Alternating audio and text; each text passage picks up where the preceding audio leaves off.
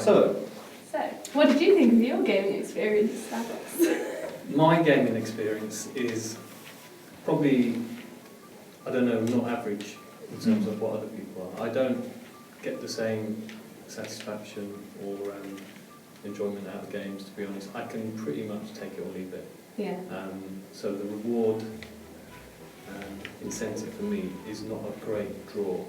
Yeah. Although I have played games throughout my life at various points, and I have been addicted, you could say, for a short period of time to certain games, like Flight Control, but they're very basic games. Yeah, I think basic games are better. Yeah, they can be slightly addictive for me. Because for me, the only game that I really play is the one that I'm playing in the video, Plummet 2. Yeah. And that's literally 4 buttons.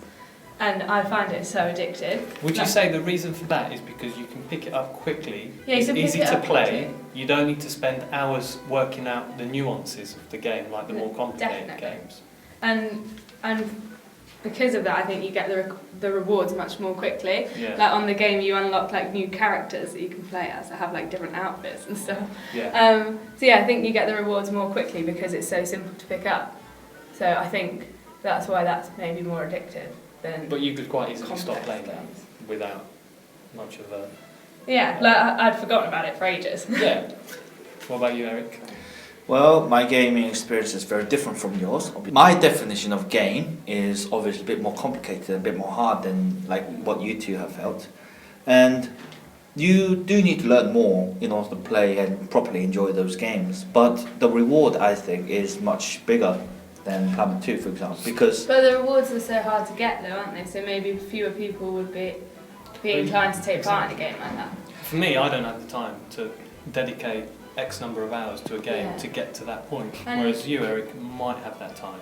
Yeah, and if we're going to try and like be applying this to learning, I don't think a really complicated game would really work. Step further and further I and don't further. know. I think I need the simple games to be engaged because Plummet, like I played it like once a couple of weeks ago, and then I've played it quite a lot since. But FIFA, which is more complicated, it's got more different controls, and I forget what all of the buttons are. There's so much Oh, stuff. yeah.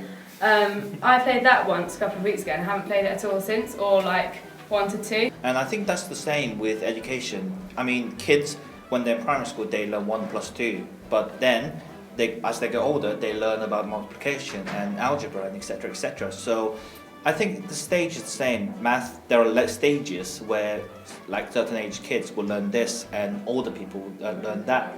Therefore, I think like if we develop or design a lesson structure based on those levels, certain levels, so just like how you need some pre-knowledge to play some more complicated games, I think the same can be applied to mathematics and, well, any education.